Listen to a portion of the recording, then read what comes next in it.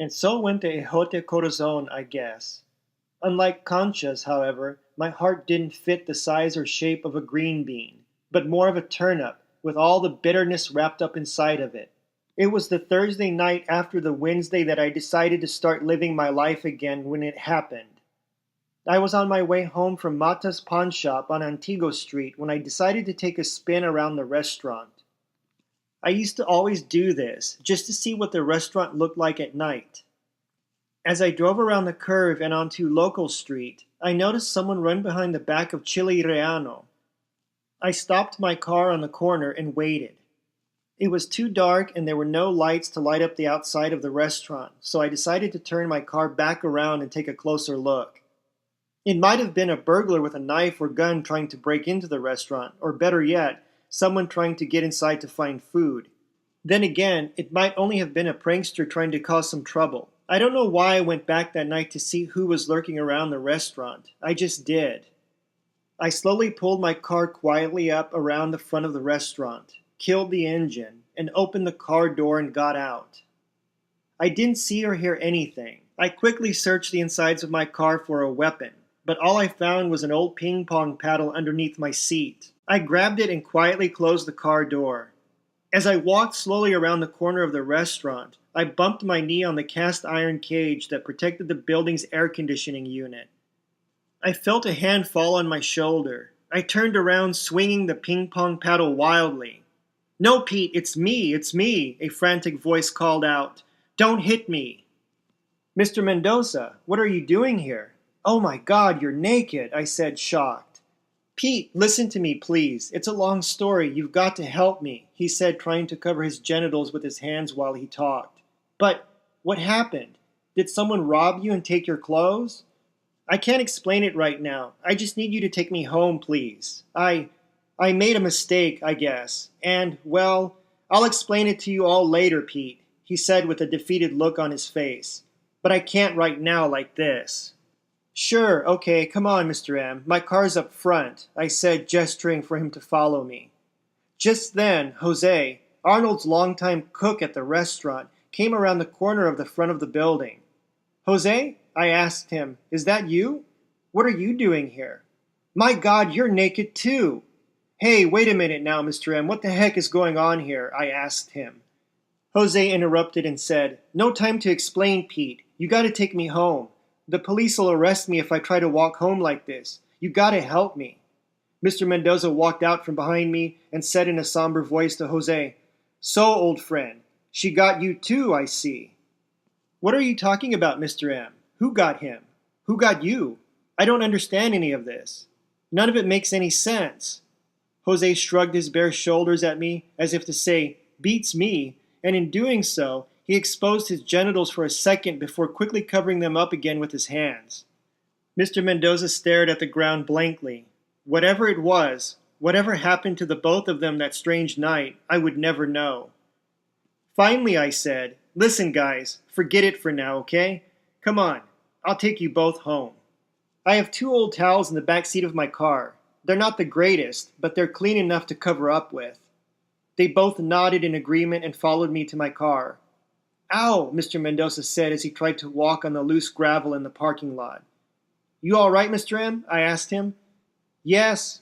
Damn gravel is cutting into the bottoms of my feet," he replied. "Well, my car's right around the corner. Think you'll make it?" "Pete, after tonight, I'll survive anything," he said, going "ow" all the way to my car. When we reached the front of the restaurant, Juan Reyna and his brothers were standing by my car, waiting for me with 3 large trash can liners in their hands. "What are you guys doing here? Don't tell me you're part of this mess too, Juan," I asked him. He looked at me like he was confused at what I had just asked him, and said, "What are you talking about, Pete? Listen, you got to help us out again, Pete. We need your strength. Look," he pointed inside the trash can liners. "We got some more stuff for the restaurant, but we got to get it inside tonight for tomorrow." "What? Juan, you guys are completely nuts. She said she doesn't want or need your food, remember? What do you have there anyway?"